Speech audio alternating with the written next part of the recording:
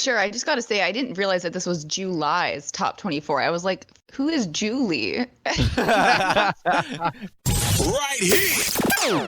As always, if this is your first time listening to the show, go ahead and like and subscribe to us over on YouTube. It helps us grow that channel, put out these videos every single day or close to every single day and get you on that.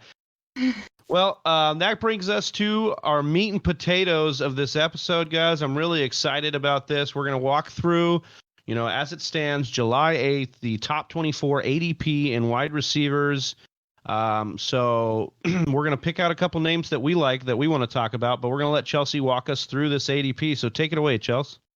Sure, I just got to say, I didn't realize that this was July's top 24. I was like, who is Julie? You're like, you're like, COVID she's like, am I being wrecking replaced? my sense of time. Yeah. She's like, am I being replaced? Did I push him too hard? Yeah. Anyhow. Well, we have to admit, we have to have some contingency plans. She's fallen in love with every other thing on the planet. So top 24 wide receivers ADP. First on the board and at the 4th overall ADP is Michael Thomas of New Orleans Saints. Followed by him is Devontae Adams. Then we've got Tyreek Hill, DeAndre Hopkins, Julio Jones, Chris Godwin, Mike Evans. That is scary to see two of these wide receivers on the same team back to back. I almost was saying that we should test the waters there and talk about them, but that's a long discussion right I there. feel like that's a show in itself, That's right, another guys? show, That's a face-off right there, if I've heard of one. There we go. In the 8th overall spot is Kenny Golladay, followed by Amari Cooper, and then Adam Thielen, who we have words for. All right, I gotta stop you. Gotta stop you there. I want to talk about Adam Thielen, Travis. I don't know if do you have any bars you want to spit about Adam Thielen, or should I just drop it now? I mean, you can talk a little bit about Thielen. I think that the big thing is we've got to realize he missed 6 games last year. He still managed to get 6 touchdowns.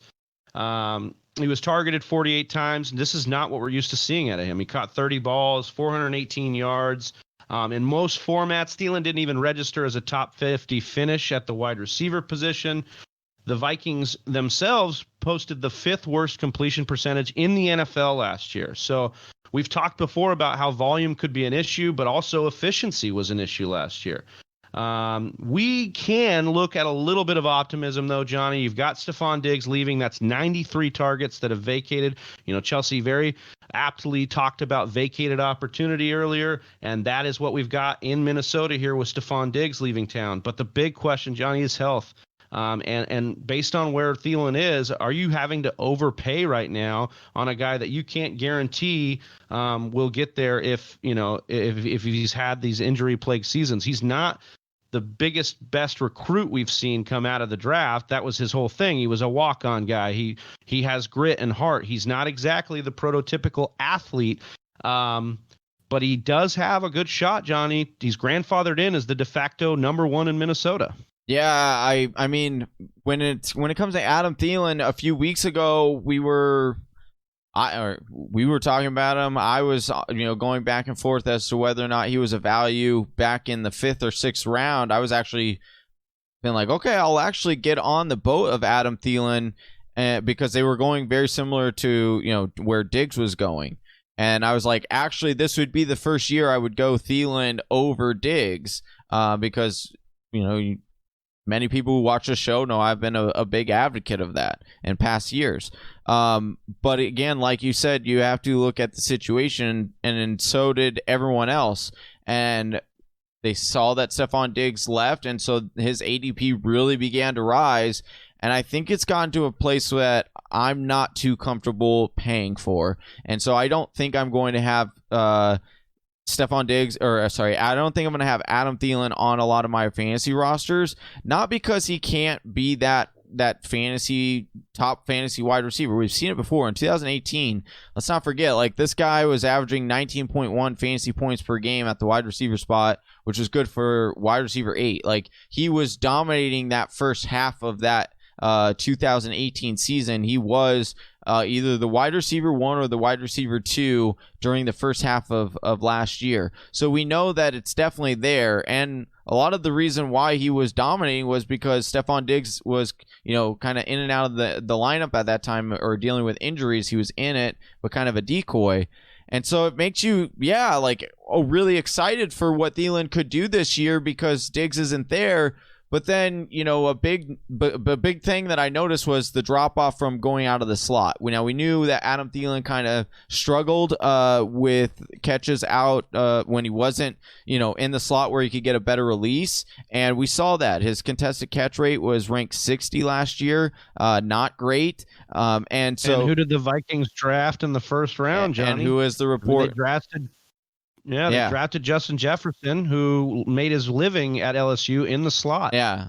Caught plenty of balls in the slot for Joe Burrow. And you've got Gary Kubiak coming out talking about how Justin Jefferson will go inside.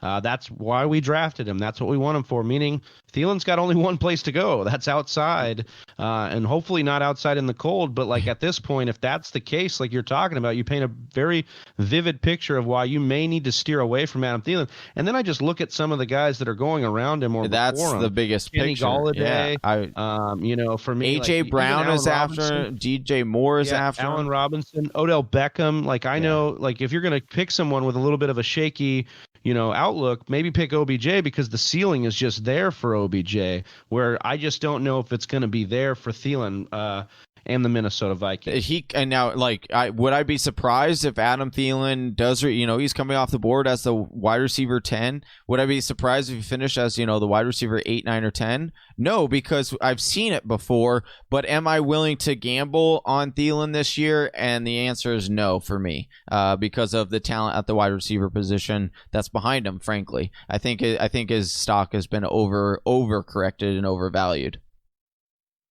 All right. Well, that was wide receiver 10. Chelsea, who's wide receiver 11? And another one, DJ Moore. Oh, my boy. See. You're lucky. When Johnny gives me the list for these names, and I go, okay, yeah, Adam Thielen, that's good. Okay, DJ Moore. Honestly, Johnny tried to talk about Kenyon Drake on this show. I told him, Johnny, this is a wide receiver show. Hold on. I must stop because I knew you were going to say this. I knew you were going to bring this up and say, Johnny, you love DJ Moore. We talked about it. The fact is, though, Travis, we've never actually spent time discussing DJ Moore. I've just talked about, similar to Chelsea doing today, I've just talked about how much I love DJ Moore repeatedly. And so I was just filled with love with DJ Moore. So I feel like we need to break down. I hear you. We do need to break down DJ Moore a little bit more. And why? Okay. Because I will say, now that I'm playing it back in my head, we did talk about DJ Moore as a value before, but now everyone's listened to our show, and so it's overcorrected. Now DJ Moore is the wide receiver 11 off the board, as he should be. Before we were talking about him as the wide receiver 23 or something insane. So now it needs to be discussed. DJ Moore, top 12 now. Now it's okay, now he's got to live up to that. So are you still comfortable with wide receiver 11 at the 308 spot? I am personally not. I love DJ Moore's game, and we've talked about DJ Moore. DJ Moore was on my dynasty team before I traded him to you. It's Travis's ex-girlfriend, so that's why this is so maybe that's why I'm so bitter. Yeah. But DJ Moore has all the tools to be a great wide receiver in the NFL. I agree with that. There are just too many questions as far as a first-year coach for me. As far as I don't know if Christian McCaffrey is still going to be the focal point of this offense. I don't know if Teddy Bridgewater has enough juice to get one wide receiver over an entire season to be a wide receiver 1. I have not seen it yet. But I could understand if DJ Moore is your guy, you're pulling the trigger in that, as your first wide receiver. I just would have loved to get him as my wide receiver 2 and hope that he hits instead of having to bank on him hitting. And then I feel like your roster construction is then made for you because you take DJ Moore as your first wide receiver, and then you've got to go and take somebody a little more assuring in the couple picks after because you need to make up for that, and you've pigeonholed yourself. So for me, if DJ Moore stays here, which he's likely to, I don't see a situation. The hype is real as far as his talent, so he probably stays where he is. I just don't see a situation where I'm taking DJ Moore a lot in redraft leagues. DJ Moore, I understand that you are concerned about the Teddy Bridgewater coming in and whether or not he could support a wide receiver 1. I will say that Stephon Diggs' breakout year when he did get into the lineup was with Teddy Bridgewater as his quarterback. Michael Thomas. Hold on, Michael. What? Well, I'm just wondering, like, where are the Curtis Samuel, truthers too? Like, where's Curtis Samuel at in all this talk? Like, is he not going to be equally as good as he was? Is he done? Doesn't that hinder DJ Moore's outlook just a tad? I do think that people are over. I think that a lot of people got burned by Samuel last year, and I had him on a lot of teams as well. I thought he was going to be a lot better than what he was. I mean, he had a solid season for sure. I think that he is becoming. I think he is a value because listen, this offense is going. Joe Brady is coming in, and what his whole goal is to create space. Now, this has a concern for me for CMC because I don't know if he is going to get the amount of total touches that he's been getting because this offense will spread the ball around a lot more. I think DJ Moore, especially, this is a half point PPR, maybe in a standard league, you would bump him down a little bit more, but I am telling you right now, I am fine paying this third round. I am fine saying he's going to be my wide receiver 1 because I think he's that good. And I'm going to say it right now. He is going to be Michael Thomas 2.0. He is going to be that good. He got 24% of the market share last year. He's at 135 targets last year, and that was all with Kyle Allen. And I understand what people want to say about Teddy Bridgewater, but 2.0. Meaning he's going to have a Hall of Fame quarterback who throws him. He's going to break the pass catching record in a single season. No, he's going to be one of the first players taken off the board. Hold on. You don't have to have. Or do you think? No. I'm just asking if you think he's going to be that good. You just said he's going to be 2.0. Well, hold on. You mean like Michael Thomas Jr.? No, I think that he will get 155 targets. I think that he will get over 1,200 receiving yards. I think that he'll get. He only had 4 touchdowns last season. I think that he can get that up to 8 to 10. Like if he does what he did last year, and you raise, he finished as a wide receiver 16. He only had 4 touchdowns. You put on another 5 to 6 touchdowns on there. All of a sudden, you're jumping. A lot of touchdowns to bank on maybe not a touchdown guy. I'm telling you, you just got to believe on this one. With this definitely comes down to a judgment call on the player. And DJ Moore is a guy I will plant my flag and tie my flag to this year. He is going to be good. I'm telling you. Well, I don't have the same optimism. Love his talent, but yeah, Chelsea, take us through some of these other wide receivers. Sure. The 12th overall wide receiver off the board will be Cooper Kupp, followed by Allen Robinson, then Odell Beckham, Calvin Ridley, Juju Smith-Schuster, and Courtland Sutton of the Denver Broncos. At 17. Yeah, Jenny, I'm at love 17. that we're talking about Courtland Sutton here. We've seen, I'm hoping the Broncos aren't the Cleveland Browns of this year because they're starting to get a lot of hype around these position players. Drew Lock's starting to get a lot of hype because of the players they bring in.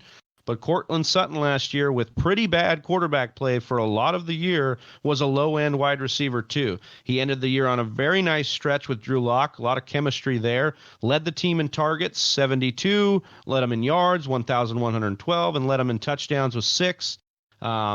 Denver was one of the top 5 lowest passing teams in 2019, so should be some positive regression in that market, especially with Jerry Jeudy and Hamler coming to town via the draft. You would like to see this offense get a little more pass heavy. So do you think the added weapons around him, Johnny, actually hurt or help Courtland Sutton? And how are you feeling about where he's at in ADP? So they took Jerry Jeudy. They bring in KJ Hamler. They have Noah Fant, who is going into his second year. And then you look at what Courtland Sutton did last year, 13.9 fantasy points a game. But like you said, near the end of the season, he kind of started to click. So And they had some chemistry in preseason too. That was the hype last year, was Drew Lock really liked Sutton, and there were some nice videos coming out, and you saw it kind of come to fruition once Lock got the starts. Yeah, and you really started to see Courtland Sutton become that alpha dog, right? Like we saw the fight break out between him and Sanders. Like we heard reports saying that, you know, Sutton was being very vocal about being the leader in the wide receiver locker room. So he wants to get that. He gets the deep targets for that team, which you always like to get that wide receiver. If you're getting the wide receiver one on a big play kind of offense, that's always an uptick, you know, I like to look at. And I like you said, I love the fact that he's built a rapport with Drew Lock already, and he's entering his third year. So that means that he, you know, that's generally the year that wide receivers really tend to break out. But Travis, you talked about the offensive plays should go up, right? And that's where I kind of start breaking down my analysis and really starting to wonder where I should take Courtland Sutton and if he is a value. If you look at the trends of the Denver Broncos, they are very, very similar over the last 3 to 4 years with running about the same amount of plays. They run about 900 and I have to look it up to be exact, but it's like 970-ish plays, I believe, or 950 total for a whole season. Now, this offense should be more efficient. They could end up running a few more plays, but I don't think it'll be super, super significant. I do have my concerns with Courtland Sutton, but his draft value has come down a little bit. He was being taken, you know, around wide receiver 12 earlier, but is now since fallen. If he is that wide receiver 2 for you, or in, you know, best case scenario, he's a wide receiver 3, I don't mind. If he's your wide receiver 1, I am worried. Do I think he'll get over 1,000 yards? I do. I think he'll have a very similar season to DJ Moore last year, and that's what I ultimately put down. I think that DJ Moore had just under 1,200 yards receiving and 4 touchdowns. I could see somewhere similar, maybe add a couple more touchdowns for Sutton because he is a big touchdown guy, 6'3" body frame. So that's my ultimate thing. I don't mind Courtland Sutton, but I'm not really excited about him like I was before all these weapons. I actually think the weapons have a shot to help him out. I think if the defense is on the field and they have to focus on a Jerry Jeudy or a Hamler or a Noah Fant coming up the seam, they're having to take that ultra focus off of Courtland Sutton. I think there's also some room for optimism with Pat Shurmur. We've talked about it before, coming to town as the offensive coordinator. Look, Shurmur was also in Minnesota before New York, and he was there with Adam Thielen and Adam Thielen's heyday. With Stephon Diggs being there, there was still an alpha with it being Thielen as a top 10 wide receiver. And Courtland Sutton is much more athletic, in my opinion, than Adam Thielen is. And so when you look at even Shurmur with the New York Giants and what he was able to do with some of the weapons there between Evan Ingram and Sterling Shepard and OBJ. Yep. So you've seen the weapons he can do and the work he can do with a Daniel Jones, a young quarterback. So that gives me hope with what he can do with Drew Lock. And the biggest thing with a young, maybe turnover prone quarterback would be, how is his chemistry? Does he like one guy? And we've seen it. He likes Courtland Sutton. Yeah. And I know these other weapons haven't been here, so we can't really say that he won't like them. But somebody's got a leg up in that wide receiver room, and right now it's Courtland Sutton. I mean, he literally, like Johnny said, kicked Emmanuel Sanders' ass right out of town, basically, and said, look, I'm the guy here. I'm the man, and he's so far been that. And I think John Elway actually appreciates that as a former player. So he did what he had to do with Emmanuel Sanders. I like Courtland Sutton, and Johnny, I think he's priced right. Unlike what we just talked about with DJ Moore, I know you love DJ Moore. I'm not trying to beat you up on it, but I just think Sutton's more priced right, in my opinion, for these kind of types that we haven't seen a long career of, with DJ Moore. We haven't seen a long career with Courtland Sutton. So what do we have? We've got a little bit of chemistry, and he's priced kind of right. Doesn't have to be my number one. I mean, they were close. They were close in grades as well coming out of college, So both first and second round guys. So, or actually was Sutton first? Sutton was first round as well. Yeah. So both first round guys. So yeah, definitely can't argue with the talent there. Yeah, love Courtland Sutton. All right, Chelsea, who's next? Sure. The wide receiver 18 off the board will be A.J. Brown. Oh, gosh, I love him. I would love to stop and talk about him, but we've done that But we're enough. not going to, yeah, right? but we've done that enough on this show. All right. Moving along, wide receiver 19 off the board is Tyler Lockett, followed by Keenan Allen, Robert Woods, DK Metcalf, DJ Chark will be the 23rd, and T.Y. Hilton is the 24th wide receiver off the board. Yeah, Johnny, I thought, thanks so much, Chelsea, working through those. Johnny, I thought it'd be good to talk about T.Y. Hilton, right? Because, look, there's been a change. T.Y. Hilton was talked about as Andrew Luck's favorite player ever. And here he is sitting as a wide receiver 2, the back end of a wide receiver 2. Basically, the industry saying that would be his ceiling, so to speak, would be wide receiver 2. So, Johnny, do you believe that? And what do you think about Phillip Rivers and his play style? Does the arm strength deteriorating scare you with a guy like T.Y. Hilton? What are some of your thoughts when looking at T.Y. Hilton's outlook for 2020? T.Y. Hilton is normally a guy that you would have to pay third or fourth round draft capital for on any other year. I mean, even last year, his stock dropped quite a bit once we heard that Brissett was going to be, the full-time quarterback and Luck had retired, but it still was before wide receiver spot 5'11". You look at his best years, at least 2 years ago, because last year he was in and out of the lineup significantly. But in 2018, averaged 17.1 fantasy points per game, which was good for wide receiver 14. He's gone over 1,000 receiving yards 5 out of 8 years, Travis. Like you talked about, and I'm glad you asked about the deteriorating arm. I don't believe that if Phillip Rivers' arm is going to get a whole lot worse. And you look at what Phillip Rivers did last year, 75 deep targets. That was good for 6th in the NFL. So I don't think that that's going to be... He's still got that gunslinger mentality for sure. Yes, and he knows this offense a little bit, working with Mike Wright. So I think that he will still have that mentality. Now, T.Y. Hilton hasn't played a full 16 games in a while, and he probably isn't going to play 16 games this year. But what's nice about his draft capital is that it's 5th round. Oftentimes, that's your wide receiver 3 coming off the board, even if it is your wide receiver 2, that is going to be your boom or bust wide receiver.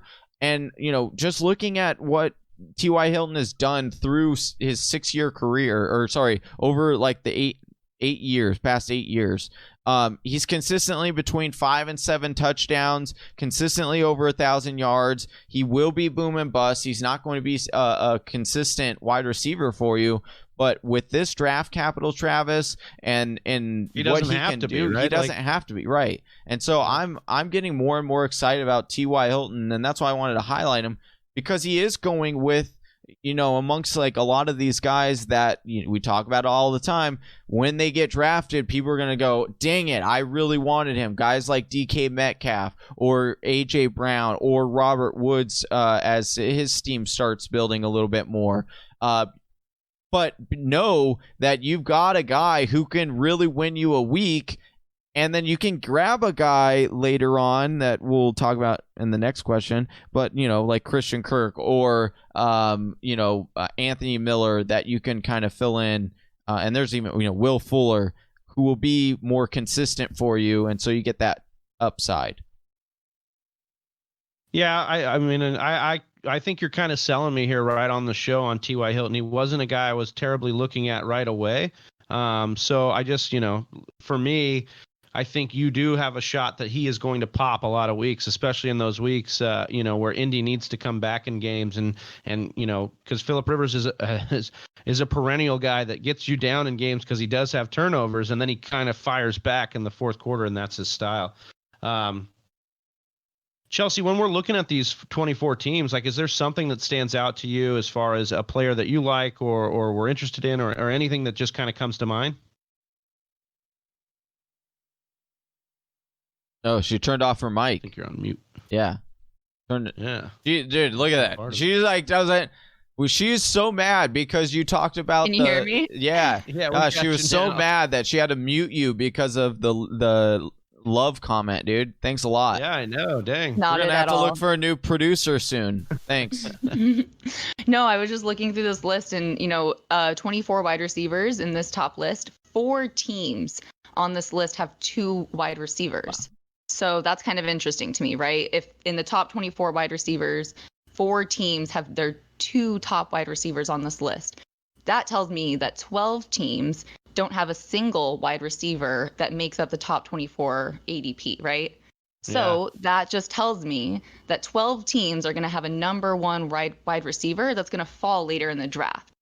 And I'm not saying that a number 1 wide receiver is better than a second wide receiver, but we know that they're going to get targeted. We know that they're going to have opportunities. And if their value is falling, well, it's just something to keep an eye on. I love that. Yeah, I love That's that. a huge dilemma that you always talk. I love this. I'm glad that you brought this up because a lot of people talk about, like, do you take the number 2 on a good offense over the number 1? Calvin Ridley, Stephon Diggs. Oh, That's I'll the tell you. scenario we're looking at, right? Yeah. I'll tell you what, though. Calvin Ridley or Marquise Brown. Hold on. Right. I'll tell you what, though. I saw a Calvin Ridley video the other day. Good loud. Oh, my gosh. Try covering that guy one-on-one. Goodness gracious. That dude can run routes so well.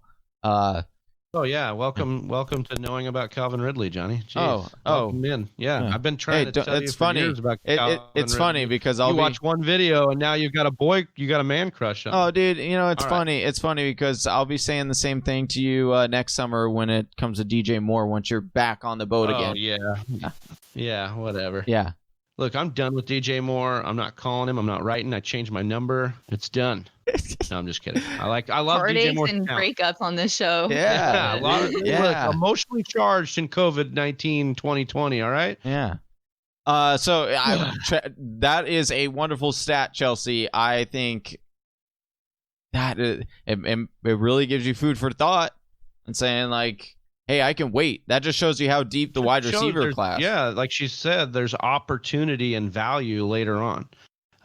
Especially, and that we've talked about this almost every year. Wide receivers so deep, I do think it means you've got to take, one of these guys to be your stud and hope that it hits. You've got to hit on your wide receiver 1, if you're going to probably win a championship. But there is some room to make up for it if you don't and try to maneuver. We talk about being like water in your draft. That's a stat. That's a notion that Chelsea brought up here that helps you be like water when you can make up value somewhere else.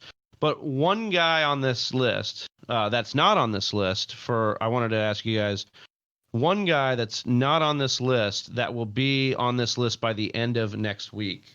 What are your guys' thoughts on that? So, Johnny, who is a guy not in the top 24 that will be by the end of the year? So I couldn't just hold myself back with just one person. So I had to go. So I mentioned before in the show No, I can never do that.